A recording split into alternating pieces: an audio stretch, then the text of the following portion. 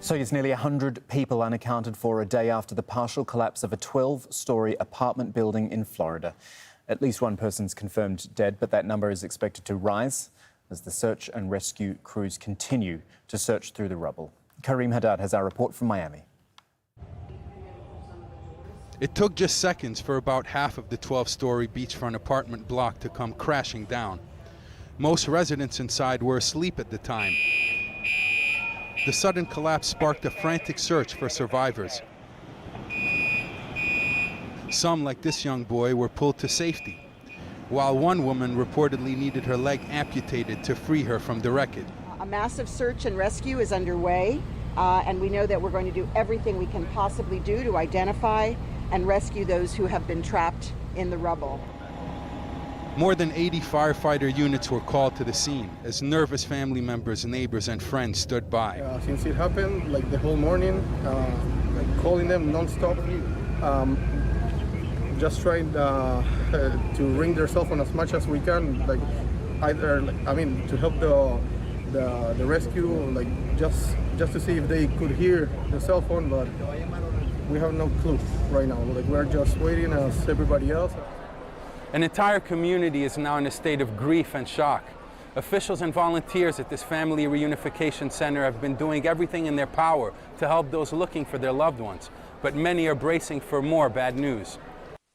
Built in 1981, the Champlain Tower South is home to mostly families and so-called snowbirds, residents who spend their winter months in Florida. U.S. President Joe Biden has been in contact with local officials and says help is on the way. We are ready to move from the federal resources immediately. About 80 of the building's 136 units were reportedly occupied. And while it's unclear how many people were inside at the time, the death toll is expected to rise. The problem is the building has literally pancaked. It is heartbreaking because it doesn't mean to me that we're going to be successful as we would want to be to find people alive. It's not yet known what caused the collapse. Authorities say an investigation is underway. But that won't calm the nerves of family members desperately holding on to hope their loved ones are found alive. Kareem Haddad, Al Jazeera, Miami, Florida. Let's hear from Ken Odell now, spokesman for the National Council of Structural Engineers, who explains what investigators should be looking for. The priority for those engineers on site right now will be to help understand the stability of the structure in its current state so that the rescue and recovery operations can be conducted safely as they move forward. As those investigators turn their focus from rescue and recovery to assessment and understanding, they will begin to look for the evidence look for that underlying cause or causes. And I think it will be critical to understand that there probably is not a single cause of this type of collapse.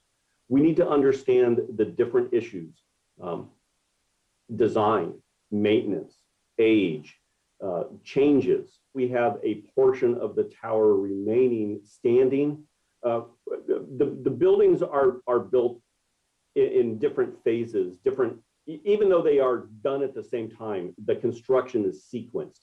Perhaps the sequencing of this allows us to have more comfort or confidence that the remaining portion does have stability, but it's going to be very, very cautiously approached as rescuers go into even the portion that's standing.